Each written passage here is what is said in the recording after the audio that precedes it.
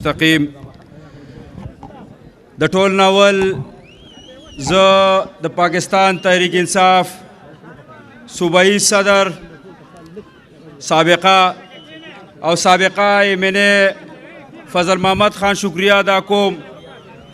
بابر علی صاحب د هغوی شکریہ ادا کوم، سابقه ایم پی دی او زمونږ د یوت د پېښور ریجن جنرل سیکرټري کامران حلیمزی او نور چې د تحریک انصاف څومره ملګري دي د هغوی انتهایي مشکور یو.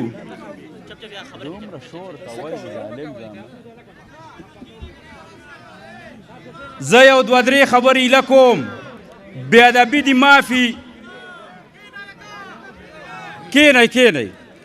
خیر دی، دا شاته کسانو ته ښکاري نه، تاسو کینئ پلیز. دا پروګرام ستاسو دی، تاسو یې ښایسته کوئ، چې تاسو یې خرابوئ بیا ته هېڅ مطلب نه شو. د دې غونډې نه بیا هېڅ مطلب نه دی.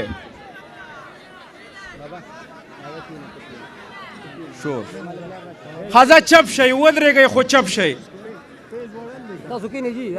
یوه واقعه درته کوم او هغې خپلو خبرو آغاز کوم، خو بې ادبي دې معافي ځکه چې لږه شانته خرابه ده، خو د دې حالات د دې خرابوالي د لاسه خرابه ده.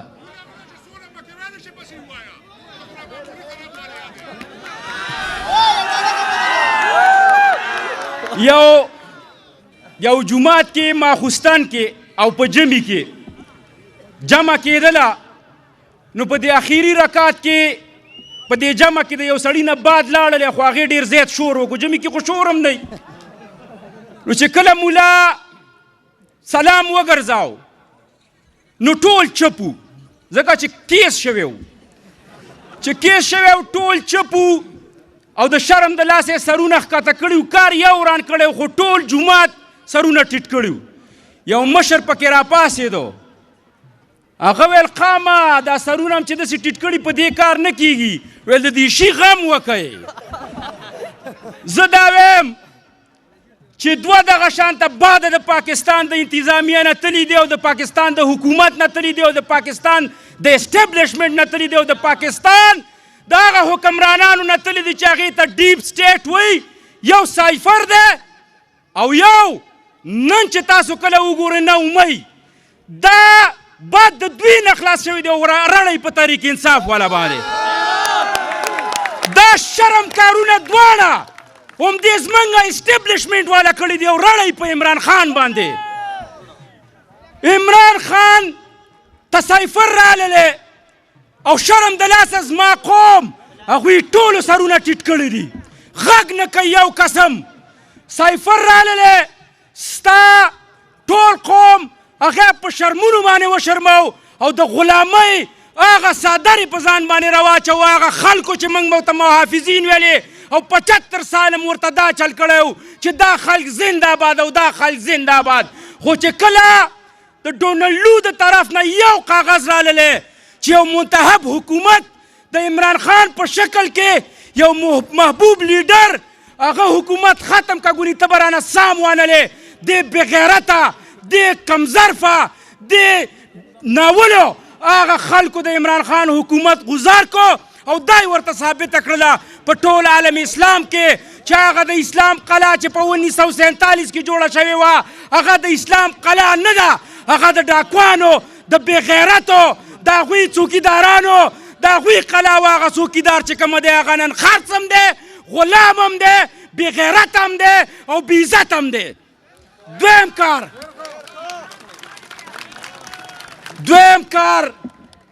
چې هغې موږ مذمت بار بار کوو، عمران خان هم کړی دی. 9 مۍ ما هلته هم دا خبره کړې وه، دا شرم هم دوی راوړی. زما پریمبلز کې د کنسټیټیوشن اف پاکستان کې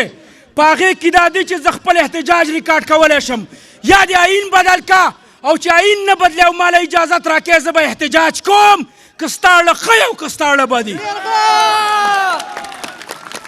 9 مۍ د هغې موږ مذمت کوو، خو د په هغې په شکل کې ته به د ما نه دا نه جوړې چې زه د ګونې د انډیا مسلمان یم او دلته د هندوانو حکمراني ده. او دا هم داسې فرعون چې به کله په بن اسرائیل به لږ راوچت شو نو د بن اسرائیلو کور بیا تالا کو. تاسو تاریخ وګورئ، دې حکومت هماغه چل وکړو چې د تحریک انصاف د یو کینډیډیټ د یو کارکن د یو لیډر د هغوی کور یې تالا کړو او ځان یې داسې وکړو چې فرعون کوم کار بني اسرائیلو سره کړی دی هغه به موږ تاسو سم کوو د یزید کار یې وکړو هغوی زنانو نه لوپټې راښکلې د هغوی بېعزتي وکړله د هغوی باندې تشدد وکړو په مکه او په مدینه کې هغوی دا کار کړی و دلته د حکمرانانو د اسټبلیشمنټ یزیدانو هغوی نن د پاکستان د هغه د اسلام د قلا چې به یې ورته ویله د هغې د زنانو د تقدس او د هغوی لوپټې راښکلې او خپل امیر اوقات یې دا وښودل چې ستا په قربت کې او ستا په محبت کې موږ ته د خپل لور او د مور د هغې عزت ګران نه دی د هغې لوپټه به درته موږ تار تار کړو خالي چې ته خوشحاله یې خو دلته څنګه چل دی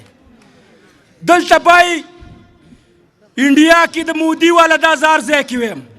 انډیا کې مودي ګورنمنټ چې کله راغلی او دلته د پی ډي ایم ګورنمنټ چې کله راغلی هغوی خپل مفاد دپاره هغوی خپل مفادو دپاره په مسلمان باندې چې کله ظلم کوي وینیسي په شریکه باندې ونیسي وایي جای شریرام ووایه تشدد به در باندې بند کړم تاسو اورېدلي دي او که نه مو دي اورېدلي قومه تاسو نه تپوس کوم چې مودي هلته په مسلمانانو باندې جای شریرام وایي او که نه وایي او دلته په موږ باندې 9 مۍ مزاحمت وایي هلته د جای شریرام په نامه به دې پرېږدي چې دا جای شریرام ووایه ما ته دلته وایي چې د 9 مۍ مزاحمت وکړه کړم د ده دا باد هم د ده نه خلاص شوی دی او ما ته وایي چې مزاحمت وکړه یا بېغیرته بې هلته چې کله په سکون باندې ژوند تېری اسلام به پرېږدې اسلام به پرېږدې هندو کېږي به بیا به په سکون باندې ژوند تېری دلته په پاکستان کې د حکمرانانو د یزیدانو دا به تا ته څه وایي تحریک انصاف پرېږده او ګرځه مزې کوه دقه شانته ده خو دوی ته موږ دا وایي چې عمران خان د ځان دپاره نه ده لګې عمران خان دا لړۍ دا جنګ دا د ذات دپاره نه دی شروع کړی دا زما او ستا د نسل د مشر د کشر د خویندې د میندې د هغې دپاره دی انشاءالله وعده کوو ټول لاس اوچت کوي ټول لاس اوچت کوي چې دا جنګ وایي په خوله باندې چې دا جنګ موږ د اخري ساه پورې د عمران خان سره وګه په وګه به ولاړي او د اخري ساه پورې به لړۍ کوو او لاس هم خلاص او یا تور هم کلاو چې څه کولی شي هغه کوئ